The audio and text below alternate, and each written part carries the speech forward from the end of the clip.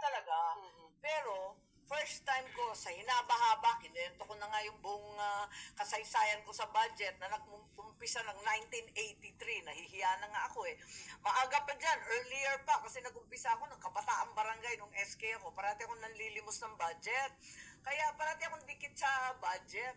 Sa tinagal-tagal ko diyan sa budget, as administration, as opposition vice chairman, alam ko talaga na very bad budget talaga to. May himala talaga, nakakaiba. Yung mga dati, talaga naman may mali naman talaga eh. Alam natin yun, wala kang perfect budget. Pero wag naman unconstitutional, illegal, immoral. So si Senate President Chis Escudero is a lawyer, hindi niyo nakita kaya yun, ma'am? Yung mga sa tingin niyo ay illegal and constitutional doon. Bayaran yan si Escudero eh. Hindi Si Raulo yan eh. Wala kasi masyadong caucus, kaya napilitan ako na... Wala na yan si waiter Kilay. Yung ako ng privilege sa hinaba-haba ng panahon. Walang 6 years kwenta na yan ako si rito. Kilay eh. The second time. Yung first time, agrarian reform. Yung second time, ito, kasi ayoko mapahaba. Si Raulo yan si Kilay. Nagtutula. Akala mo nagtutula si Kilay. Nung nag-privilege speech kayo, walang nag-react, walang nag-explain. What do you make of that? No, what happened was I was told that I was not going to have any interpellation. Pinagbawal yung interpellation. Sabi ko, sige, mag-privilege speech ka, pero wala nang tanong-tanong. But you were hoping then kahit pa paano na may explanation from Senator Poe, Senate President Chis. Okay lang, dined na ako, pero nasabi ko naman yung dapat. Ma'am, do you think yung Ayan, lumabas si Chis na yan. Saka si Po. Mga bayaran yan. Yung mga unggoy na yan eh. kudita sa leadership ni SP Chis. Ay naman, yan na naman. Ako na naman ang sisisihin. Ma'am, do you think it has something to do with the budget, ma'am? But yung timing? Wala. Kasi nauna yun eh. Dapat palitan nyo yan si Boy Kilay. Nililikom daw ako ng pirma. Eh, allergic ako sa pirma, di ba? Nadaanan ko na Pasko last year. Yun na naman. Tapos, Palitan nyo yan si Boy Kilay. Ayan na naman, yung panlilin lang ng... Walang kwenta ngayong naging Senate President yan. Ba't nga dun sa fake news na yun, kayong pinalabas na nangangalap ng pirma? Ano ko yung... Aminin mo na, Aimee. Dapat palitan nyo na yan. Ewan ko, baka Si Boy naman Kilay. galing sa kung saan yung mga balitang yan. Ako wala akong alam. Marites ako eh.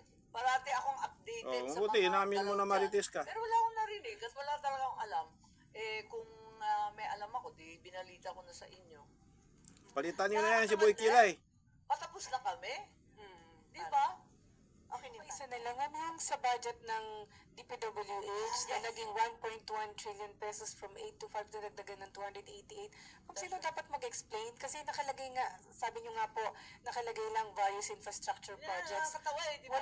Walang detalye, walang nag-explain. So, sinong dapat na tumayo at mag-explain talaga?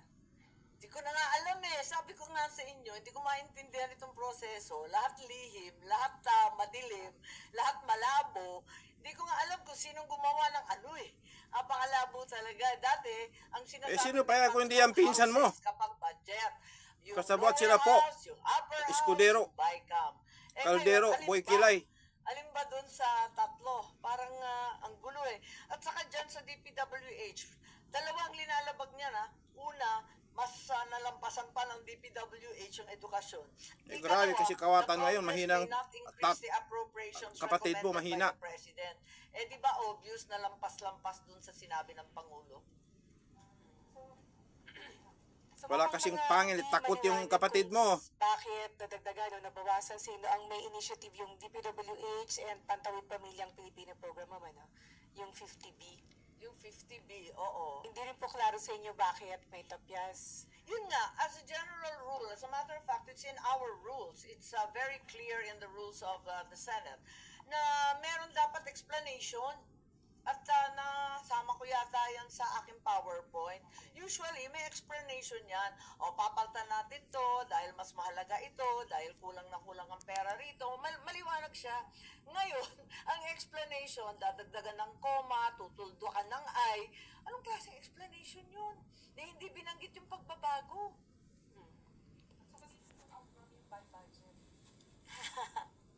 Wala kasi kawatan talaga yung pinsan mo, si Tamba. Yung 5 budget. budget. Yan ang nagiging problema niyo, si Tamba, higit sa lahat, mahina yung kapatid mo. Well, right now, like I said, Awante walaseng. I'm in a state of confusion and rather abject ignorance as to who is really responsible for all this.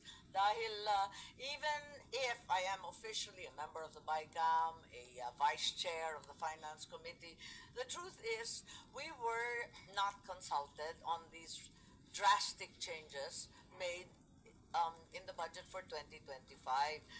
Nagulat nga ako dahil andun nga nakita natin yung sa ating rules ng Senate, maliwanag din na kailangan may explanatory kung bakit nagbago-bago. Pero ganun talaga Pero yun nga ma'am, yung kawalan ng consultation, kanino dapat call yun, di ba? As kay Finance Committee Chairman, sana na-consult muna kayo. Wala sa ugali kong nagtuturo pero ang akin na lamang, iwasto na lang natin moving forward. Ayan na, nabulagta na tayo riyan. Moving forward na lang, let's try and rectify. So, kung maaari, ibalik sa BICAM kahit nagbitaw na ang palasyo ng salita, baka naman si E.S. Bersamin, pwede niyang Isa gawin pa yan, yung Judge, ginawa niya na sa Bersamin na yan anti-agricultural nakupal. economic sabotage, pwede niyang ibalik katulad ng ginawa sa Magna Carta for Seafarers at maayos ng maigi itong Nasirang reputasyon ni budget na Bersamin ito. dahil sa Ang pera, laking kahihiyan, upal na yan Talagang trouble to para sa 2025. Pag nauwi to, lahat sa AKAP, MAIP, lahat sa katutak na limos, pati sa FLR ng DBM. So ma'am, kaya ganyan din ang concern ninyo dahil kapag pinirmahan nito ni Presidente, siya yung malalagay sa alanganan. Siya talaga. Ay, hindi ko alam, pero Kapag hindi naging talaga batas. dapat linalagdaan yung ganito kalabo. Okay, Amor and then Archie.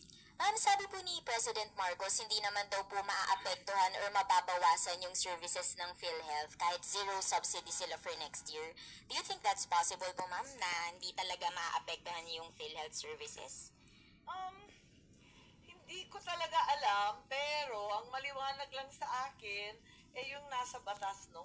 Na yung PhilHealth talaga, may bahagi talaga na para sa kanya. At pagbasahin natin, yung NEP, yung ORIG na provision para sa PhilHealth, ang liwanag naman, to be used for premiums of indirect contributors. Ibig sabihin nun, yung mahihirap, yung binabayaran yung premium ng gobyerno. Alam niyo, talagang iniisa-isa natin at talagang linilikom ng mga members ng PhilHealth. Inaawa sa sweldo at talagang pilit nilang binabayaran yung premium. Bakit biglaan ang gobyerno nagdesisyon hindi na babayaran lahat ng premium? Anong klase yun? Tapos yung benefit package improvement. Ayun, required din yan. Nakahalata si Amy na sinisira yung kapatid niya Nakulang yung Nakahalata. outpatient. Ilan lang chemo, ilan lang dialysis, wipe kaso out lang, ka na. yung kapatid niya, outpatient, bubo. pati yung in-hospital. Bubo, Tapos, duwag na.